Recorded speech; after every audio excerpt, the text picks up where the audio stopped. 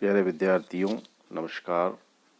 BA part first Hindi साहित्य के प्रथम प्रश्न पत्र में हम लोग पढ़ रहे हैं अलंकारों के बारे में, और इसी क्रम में आज आपके पाठ्यक्रम में जो 16 अलंकार रखे गए हैं, उनमें से पिछले वीडियो में जिनके बारे में चर्चा हो चुकी है, उसके बाद जो बचे हुए अलंकार है उसके बारे में आज हम लोग चर्चा करेंगे।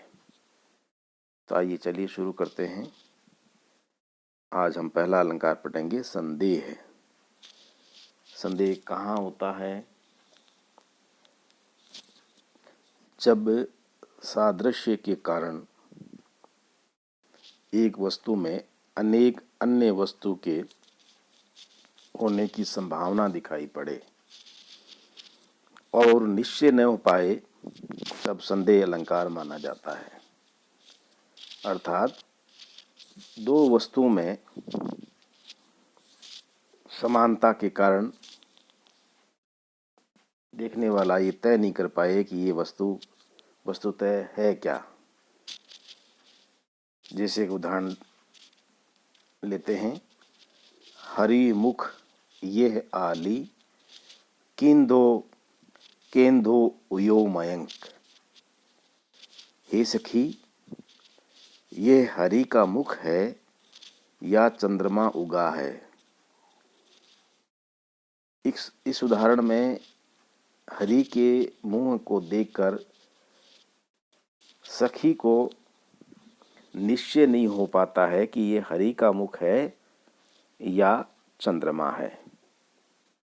हरि के मुख में हरिमुख और चंद्रमा दोनों के होने की संभावना दिखाई पड़ती है।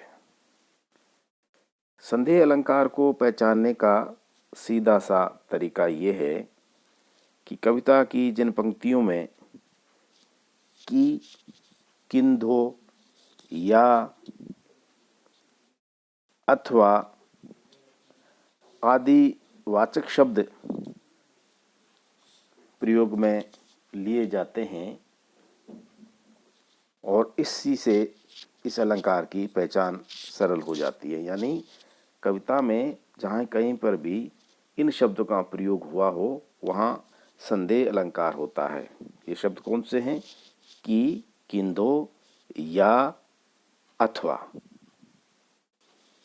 तो आप समझ गए होंगे संदेह अलंकार कहाँ होगा? जब सादृश्य के कारण, यानी समानता के कारण एक वस्तु में अनेक अन्य वस्तुओं के होने की संभावना दिखाई पड़े। भाई ये चीज़ ये है, ये है, ये है, और निश्चय नहीं हो पाए कि वस्तुतः ये वस्तु है कौन सी, तब संदेह अलंकार माना जाता है। एक उदाहरण और देखिए, तारे आसमान के हैं आए मेहमान बनी, केशु में निशा ने मुक्तावली सजाई है, बिखर गयो है चूर चूर हुए के चंद केंदो, केंदो घर घर दीप मालिका सुहाई है। आकाश में छाए हुए तारों को देख कर के कवि कल्पना करता है कि ये है क्या। यहाँ जो दीप मालिका है उसमें कभी संदेह होता है कि ये तारावली है, यानी आकाश में छाए हुए तारे हैं। कभी मोतियों की माला प्रतीत होती है, और कभी चंद्रमा के चूर्णीभूत कणों का संदेह होता है, यानी चंद्रमा ही टुकड़े टुकड़े होकर के बिखर गया है। इसी प्रकार से एक उदाहरण और देखिए संदेह का, केंदो ऋतुराज काज अवनी उषांस लेत, किंदो ये ग्रीष्म की भीषण लुआर है। ये ग्रीष्म ऋतु की भयंकर लू की लपटें हैं, या वसंत के विरह में पृथ्वी के अंतस से निकली हुई विरह दुख की आहें। तो संदेह अलंकार आप अच्छी तरह से समझ गए होंगे। सादृश्य के कारण एक वस्तु में अनेक वस्तुओं की संभावना दिखाई पड़े और निश्चय नहीं हो पाए तब संदेह अलंकार होता है। अगला अलंकार है अपहनुति। अपहनुति अलंकार वहां होता है जब उपमेय का निषेध करके उपमान का होना कहा जाए, तब अपहनुति अलंकार होता है। जैसे अरि सखी यह मुख नहीं, ये है अमल मयंक।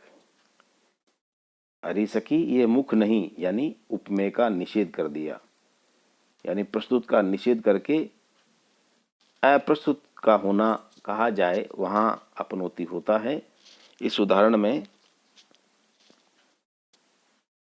मुख को देखकर कहा कि ये मुख नहीं है, चंद्रमा है। इस प्रकार उपमेय का निषेध करके उपमान का होना कहा गया, इसलिए इस पंक्ति में अपनोति अलंकार है। अरि सखी ये मुख नहीं, ये है अमल मयंक। एक उदाहरण और देखिए, अंग अंग जारत अरि तीखन ज्वाला जाल, सिंधु उठी बड़वाग्नि, यह नहीं इंदु भव भाल।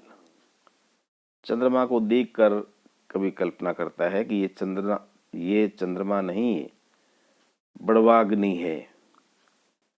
इसका कारण बताया गया है कि ये अंग अंग को जलाता है, परंतु चंद्रमा शीतल होता है और जलाता नहीं, अतः ये बड़वाग्नि है, जंगल की आग है। तो अपनोति अलंकार कहाँ हुआ? पुनः एक बार दोहरा देता हूं मैं। कविता में जहां पर उपमेय का यानी प्रस्तुत का निषेध करके कि ये नहीं बल्कि ये है, इस प्रकार से कहा जाए, जब उपमेय का निषेध करके उपमान का होना कहा जाए, वहां अपनोति अलंकार होता है। अगला हम अलंकार पढ़ेंगे दृष्टांत का। दृष्टांत अलंकार की परिभाषा, जब पहले एक बात कहकर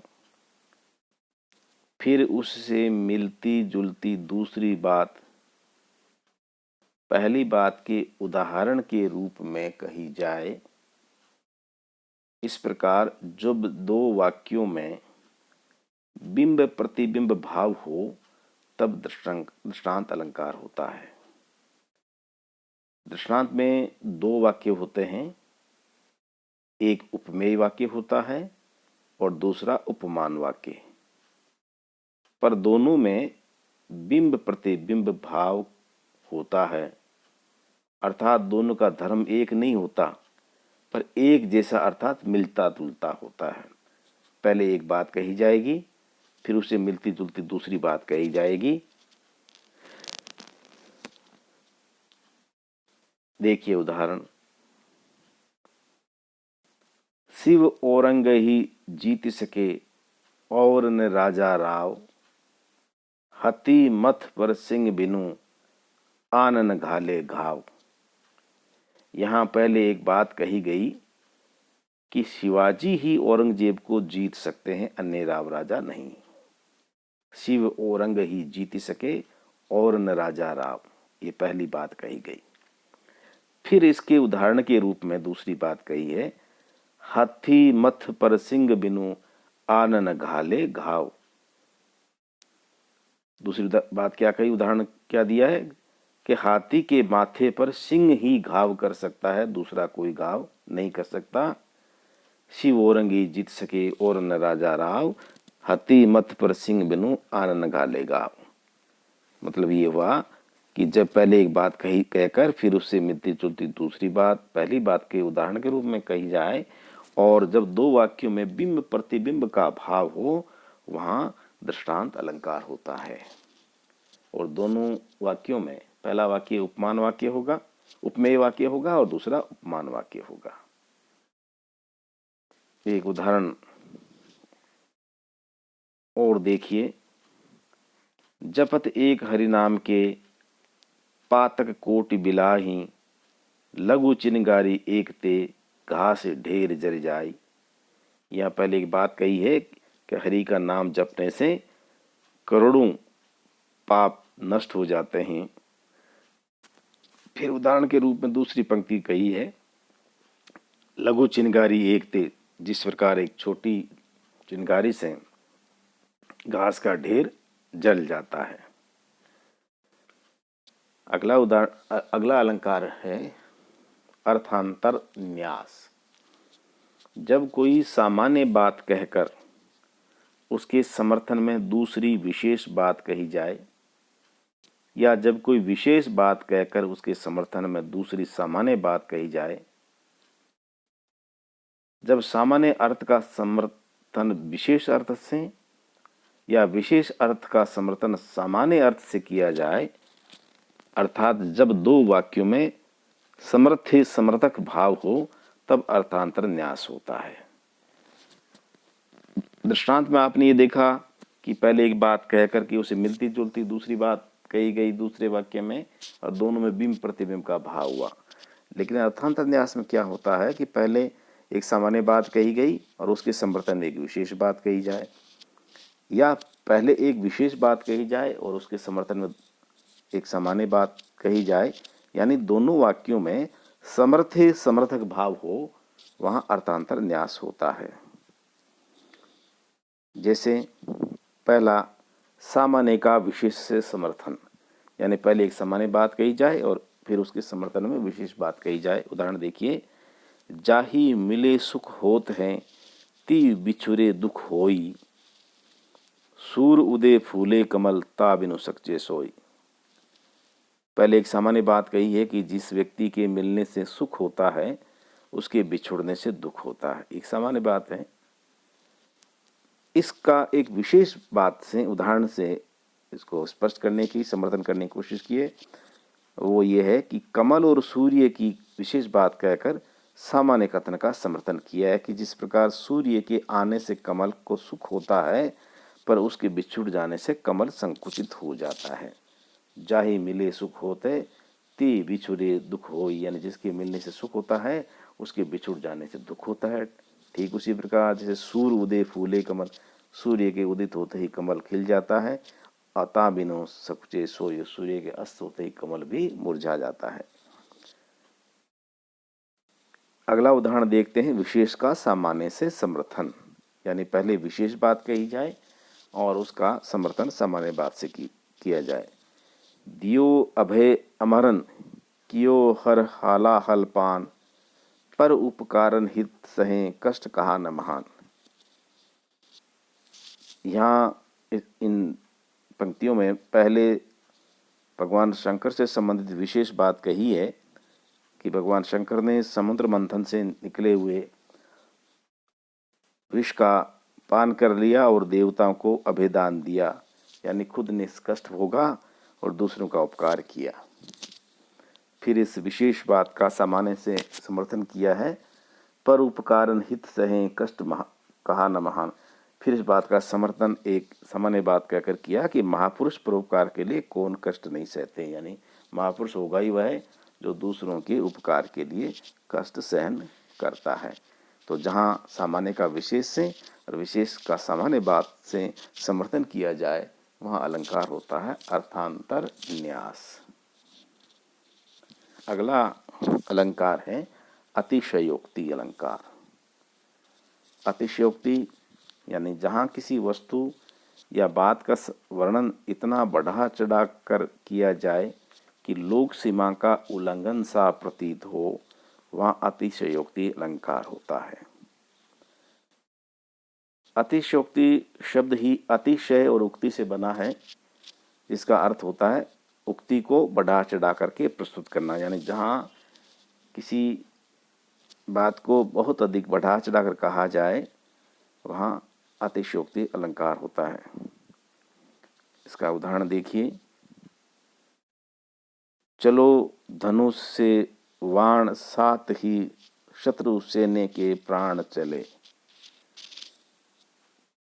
धनुष से बाणों के चलने के साथ ही शत्रु सैन्य के प्राणों का शरीर से चलना साथ हो, यहाँ बढ़ा चढ़ाकर वर्णन ही माना जाएगा। यानी बाण इधर चला और उधर प्राण निकल गए, यानी लगने से पहले, बाणों के लगने से पहले ही शत्रु सैनिकों के प्राण निकल गए।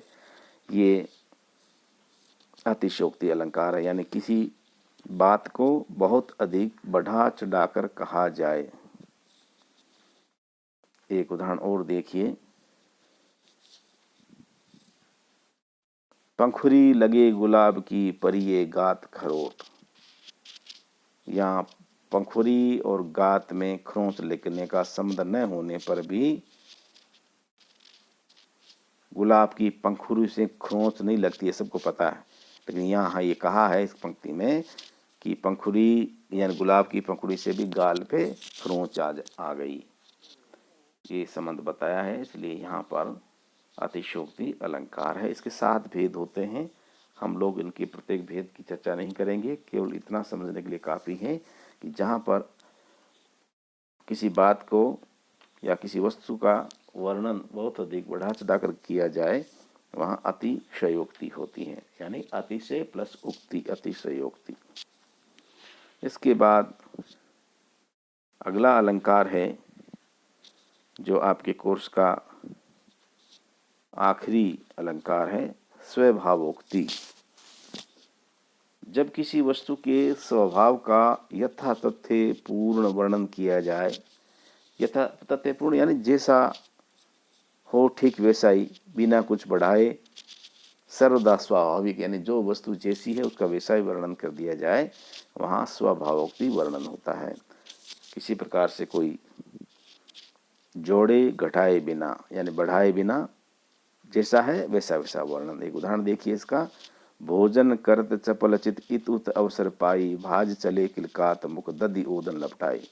यहाँ भगवान राम की बाल्यावस्था का वर्णन है और उनके बाल स्वभाव, जो उनकी क्रियाएं होती है उसका स्वाभाविक वर्णन किया है कि भोजन करते हुए चंचलतावश कैसे इधर उधर भागते हैं, भाज चले किलकात मुख, किलकारी मारते हुए भागते हैं, दधि ओदन लपटाए, मुंह पर दही लिपटा हुआ है। तो जहाँ कविता में किसी वस्तु के स्वभाव का यथातथ्य पूर्ण यानी जैसी जो वस्तु है उसका वैसा ही वर्णन किया जाए, वहाँ पर स्वभावोक्ति अलंकार होता है। तो प्यारे विद्यार्थियों, आपकी कोर्स में इस वर्ष काव्यशास्त्र के अंतर्गत जो अलंकार वाला पोर्शन है उसमें 16 अलंकार आपकी कोर्स में हैं और हमने क्रम से इन सभी 16 अलंकारों की चर्चा पिछले कई वीडियो में की।